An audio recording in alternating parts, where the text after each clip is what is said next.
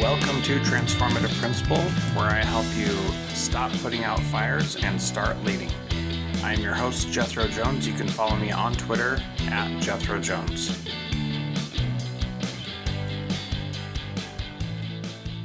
Welcome to Transformative Principal. I am excited to have Tiffany Caouette on the program today. She was an administrator for 18 years in urban and suburban environments, elementary and high school, and now she's been at CAS, which is the Connecticut Association for Schools, for the last year and a half. That CAS organization represents about 1,000 schools in the state of Connecticut. She's a strong advocate for equity and access in education. She believes that all students, regardless of their background, deserve a chance to succeed. She's committed to creating a school environment where all students feel safe, supported, and challenged. And she likes kids to be able to play. And that's what we're going to talk about today. Tiffany, welcome to Transformative Principal. Thank you. So, what's your big takeaway from the podcast today? Why should people listen? I think that we all struggle with executive functioning skills. As adults, we can struggle, kids struggle, and play-based learning in Connecticut, we have found, is a way to address those at the early grades in a way that is meaningful and has an impact on students. And it can be done very small doses. And so it's something that can be manageable within a classroom and scaffolding that learning for kids. Oh man, that is awesome. My big takeaway was what we said at the very end. So listen to the very end for that last little bit, because it is perhaps the most powerful thing, and it has to do with how much time is required to play as part of this legislation. So very exciting. We'll get to my interview with Tiffany here in just a moment.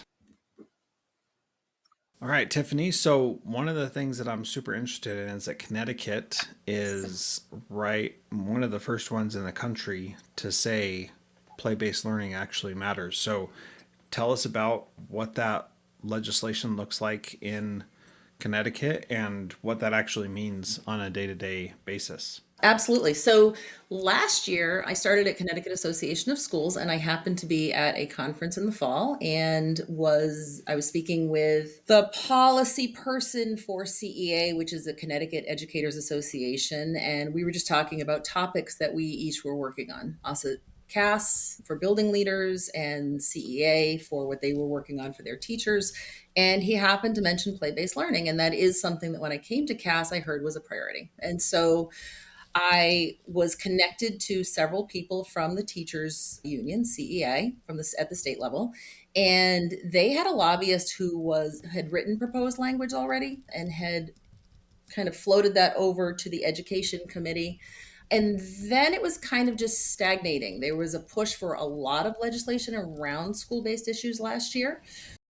Could you help me understand what that partnership looked like as you were working with other organizations and how you actually got this to be a law? Because we talk about advocacy a lot, but it's pretty difficult to make it an actual law. So I partnered with them, reached out to the superintendent's organization, CAPS. I sent an email to CABE, which is our Board of Ed state organization, CONCASE, which is a special ed organization, Kayak, which is early elementary, and brought all of these organizations to the table to discuss how we could work together to get this passed. It was something that is timely. We know, especially coming out of the pandemic, we have more and more kids who are dysregulated. We know executive functioning skills are suffering. And so bringing everybody around the table, we actually were able to work on the proposed language that CEA had already written and kind of wordsmith what we all could agree on. And so once we did that, it went into the education committee. There were a few changes as it moved to a proposed bill to raise bill, and then eventually passed. And so we have this new legislation in Connecticut that says that beginning July of this year, all pre-K and kindergarten classrooms should be utilizing play-based learning during their day. And it also states that first through fifth grade teachers cannot be penalized by the district or board of ed for using play-based learning within their classrooms.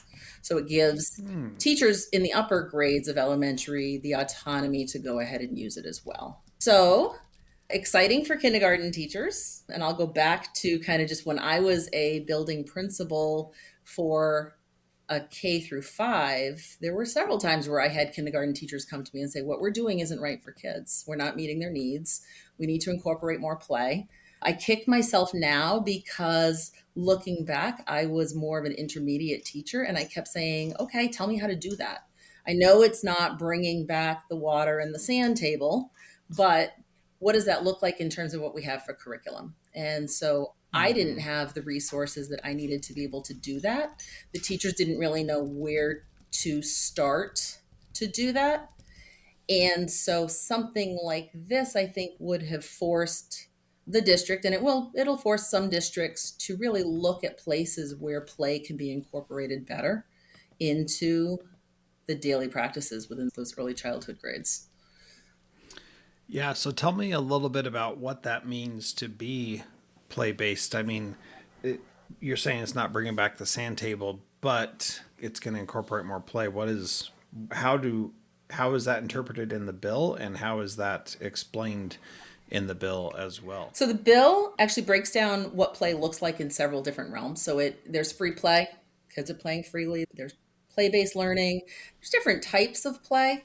And really what we're talking about is play that is facilitated by the teacher so that there's conversation happening and kids are being challenged about their thinking, challenged about their assumptions. We're applying real world principles and real world applications, creating opportunities for kids to problem solve, to think critically. So instead of saying, okay, I'm going to give this child a bin of blocks and they're going to go stack a blocks as high as they can in the corner of the room, it might be that we are talking about they have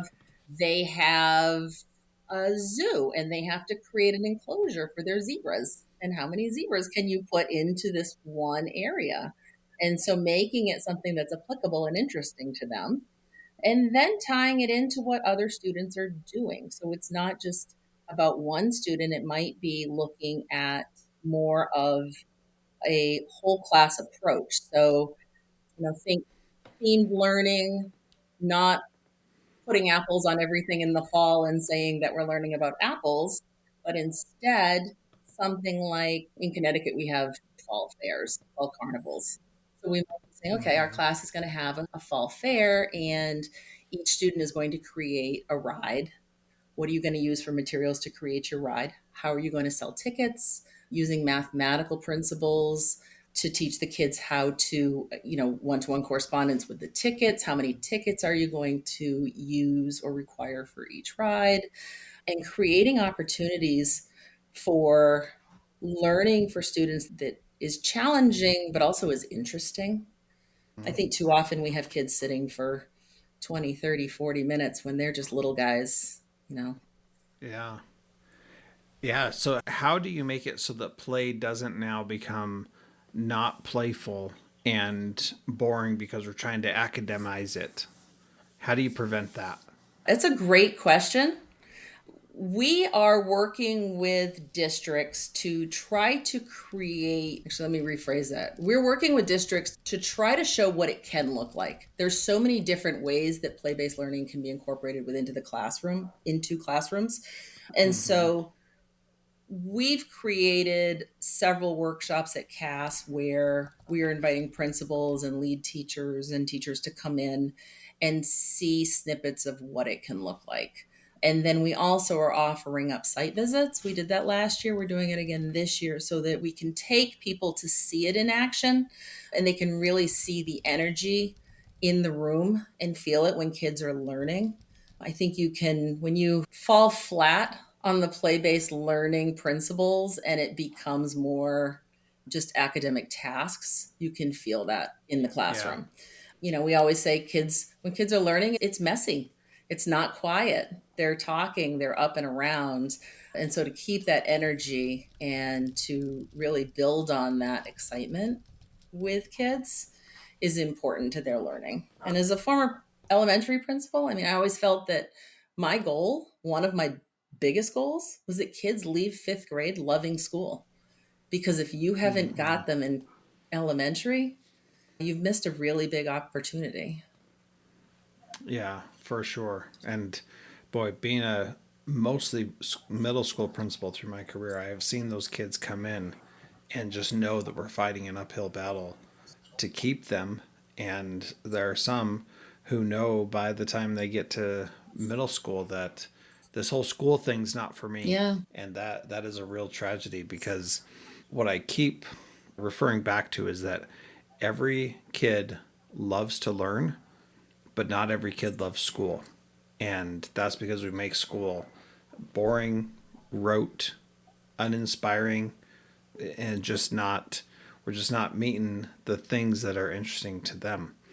So I want to talk more about this play-based learning and how there's one of the things in the bill that I think is really interesting is that it says that it should not predominantly be using electronic devices, which, play-based learning, like there are lots of games that you could quote unquote learn from, but it specifically puts that out, but it doesn't take it out completely. So there is still room for those types of opportunities, but it's not supposed to be the main thing. What insight do you have about that? I mean, coming out of the pandemic caused us to rethink everything about education. And it opened up a lot of new doors for us in terms of professional development for staff. We can now do webinars, we can more easily access information. But at the same time, electronics became a default for kids. We saw more and more kids become addicted to electronics. And we know that there are great opportunities with electronics for learning, but kids tend to get those quite a bit. And so we really want to emphasize with play based learning that it is about building those thinking skills and the critical thinking. It's those executive functioning skills. Students learn how to have discourse and conflict through play based learning. If I want to build my zebra enclosure one way and my partner wants to learn, build it another way, then we're going to talk that out. And sometimes that's with teacher facilitation. Sometimes it is somebody, an adult, helping us through that. But in time, the kids learn how to do that independently. And so by taking away the default of electronic devices, we kind of force kids to have more personal interactions with each other. Yeah, I think that's interesting. So let's talk about the professional development that you're going to provide around play-based learning. So it's just a couple months out that it goes into effect, right? So what does that need to look like? And it's not just that, if I understood you correctly, like pre-K and K have to have it, and first through fifth can have it, right? Correct. That's the correct term. So what does the PD need to look like before the next school year starts so that teachers are ready for this? Yeah. We've started with some PD. We know that there are going to be schools that are just going to purchase a curriculum that has the play based component within it. We're trying to really encourage districts to not do that, to use the resources that they have. I think play based learning can be incorporated into most curriculum or curricula. It can be, if you think about how you're teaching a little differently, it doesn't have to be a large expense for districts.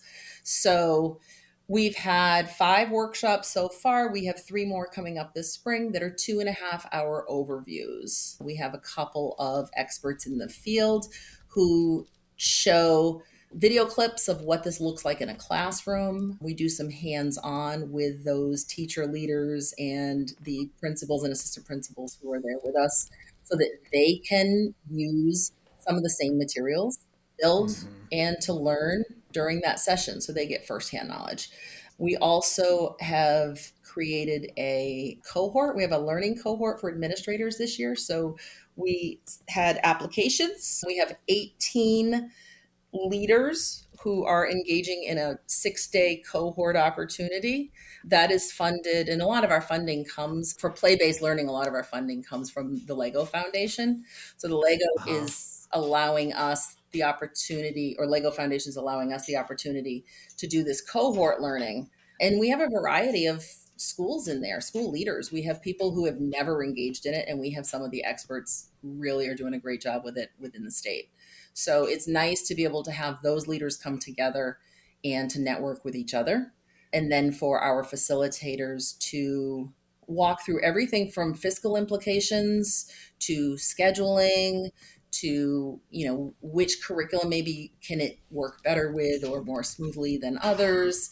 And so we're able to break apart the 6 days into chunks and work with those leaders to really have in-depth learning about what play-based learning should be.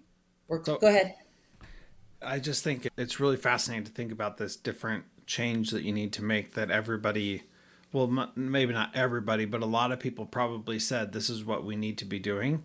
And then when the rubber hits the road, it's like, okay, what does this actually look like? And so often, like, the adults need to play themselves, which, you said a few minutes ago that giving them opportunities to experience that will be valuable as well. So, so when you're thinking about doing so you're thinking about schools being able to do play with kids. How does this impact your professional development that you provide for administrators? That's not about this topic, but does this inspire you to bring more play into the work that you're doing on a day-to-day basis with school leaders through CAS? Oh, completely. Yeah, talk about that. Sure. I mean, we know we one shot deals don't work well as far as professional development. We still do them. My colleague and I, Alicia, have tried to get away from a lot of our one shot workshops. We do like to Mm-hmm. have hands on learning for people. The topic doesn't always lend itself to that. So we have one shop or one stop workshops for a lot of legal webinars and those sorts of things. But the cohort model and what we've done with that play based piece is really engaging for people. And so that's a way that we're starting to rethink professional development. How can we take topics and organize cohorts around it so that leaders are hands on, working together, engaging in the work, not just hearing somebody tell you how to do it, but then working on it together. Mm-hmm. And I think regardless of how many schools you have in your district or what that might look like in terms of colleagues around you, you always feel like you're an island. And so Mm-hmm. connecting people with colleagues who may share similar roles or similar leadership opportunities within their own district, but just builds those connections so that you have other people to reach out to. I think being a principal, being a teacher was probably the hardest job I've ever had. Being a principal was the loneliest. Yeah. Yeah. I, boy, I think that is definitely the truth. And it's easy to feel that way because you really are by yourself in in those leadership positions because you can't always talk to people about what you're going through and can't always share that. So being able to have some opportunities to play and have a little bit of lightness, but then also having cohorts of people that understand where you're at and what you're going through could be really powerful as well. So so with those cohort based groups, how do you what have you found is the best way to determine who's part of that cohort? Is it job alike? Is it interest alike? Like what, or is it vision or mission aligned? What do you find works best? I can't say that we've found, well, the play based one is working really well. But outside of the play based one, we're still playing with it. And I don't know that Mm-hmm. there is Oh, good work. one model that's going to work for everybody. So now we're talking about doing some themed based cohorting. We've also we had a school, I attended something last summer where there was a middle school principal who held I think he called it the unconference, and he invited Mm-hmm. 15 colleagues and they came around the table and they all, what do we want to talk about today? And they listed their 11 or 12 topics and they went down through and spent the day talking and collaborating and networking about each of the topics. So that gave them a point of reference for each colleague doing in their building and who can I reach out to. There's opportunity and times where a number of different configurations is beneficial. So that's what we're really trying to do at CAS is to expand what those look like. People learn differently. Our leaders, everyone's day looks a little different. Everyone's learning style is a little bit different. So we change things up. We have things in the morning, we have things in the afternoon. We try to do in person, but we also allow for webinars. Connecticut's not big, but we also are not a state where we know each other. So trying to make some of those connections, CAS represents about 1,000 schools, just over 1,000 schools in the state, which is small potatoes when you're talking about, a state like California. But for New England, Hmm. that's a lot. So trying to find ways to bring people together that's going to give everybody the opportunity to do that in a way that's comfortable for them, I think is our challenge. There's some benefit to being small and having only 1,000 schools, but there's also a challenge to that as well. That how do you group people appropriately? And I like that you're saying that you're playing around with it and trying to figure out what works best, because I really think that's the way to do it, and say, where are we going to have success? So, like, when we did the artificial intelligence workshop, like, that was a way to group people together and say, if you're interested in AI, then come to this event. And I feel like that brought the right group of people to be in that arena and to be able to play, which is really what we did that day, and figure some things out. And the real challenge is that sometimes that's more difficult to do when there's not as much direct explicit instruction, and it's like, try to figure things out and do some playing yourself. I think that's one of the real challenges that teachers face, is they like everything scripted, structured, and put in place. How do you help people loosen up and try something different? Well, I think the AI workshop that you led was a perfect example of that, because I think people expected to come and have some explicit teaching, and you came with ideas and were able to facilitate for people and say, "Oh, you have this problem with practice. Well, why don't you try this?" And then we got in and we got our hands dirty, and we worked on it, sometimes together, sometimes individually, and we made it work for ourselves based on what our own learning styles were, what our own needs were. At that AI conference, there were people from schools, there were 2 or 3 people from some schools, and they worked on things together. And we want kids to do that, but we as adults don't do that. And so changing the way that we approach tasks and problems. Dog's gonna bark. Hold on one second. It's all good. So we put kids outside their comfort zone a lot. And we want that to be a learning experience for them. But as adults, we don't tend to go outside of our comfort zone very often. Yeah. And so, how much can you really learn when you're staying in what's comfortable? Yep. That is very true. We don't like to do that. So, what would be your suggestion for helping someone get out of their comfort zone? I think it's incremental. It's small amounts. And that starts with maybe just expanding your network, reaching out to people who and making those connections with others who are in a similar role.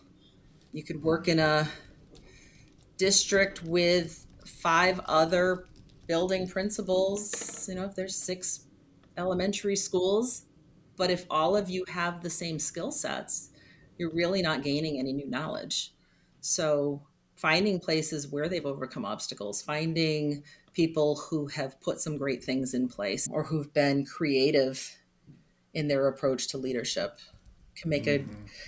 make a huge difference. So, and I think for some people, those networks and making those connections is an uncomfortable place because it takes effort. And we know leaders are tapped out, they're tired, they're working long hours, longer than they should.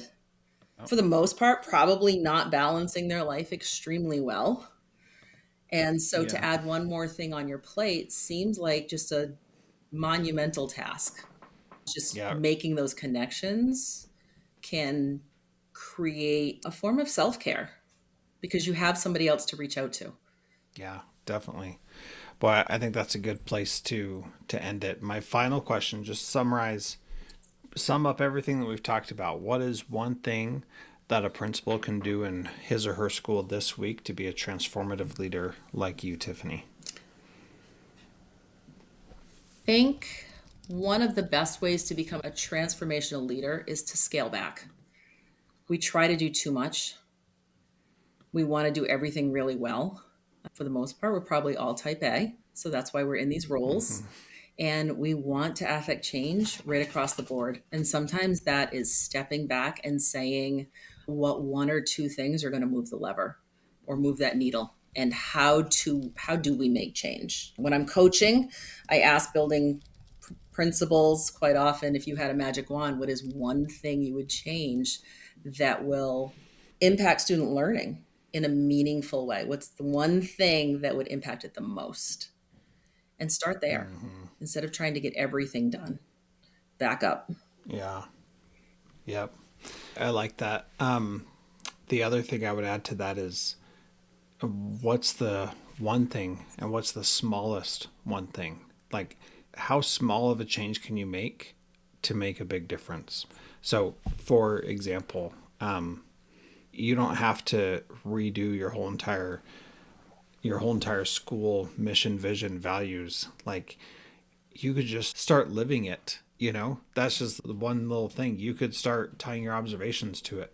That's a very little thing that you could do that will make a huge difference. And being able to think like that, like, what's the smallest thing I can do to actually make a real impact on what I'm trying to do? I think that's really powerful. Great I advice. agree. And can I just add that when we started talking about Yeah. the play based learning legislation, we had a lot of discussions amongst the organizations about where do we want the emphasis to be? Do we want minutes, number of minutes that you're going to be required to do this every day? Is it going to be within the ELA block? Is it going to be within, you know, a certain portion of the day, a percentage? And we backed off and we said, knowing that it's happening is a good start.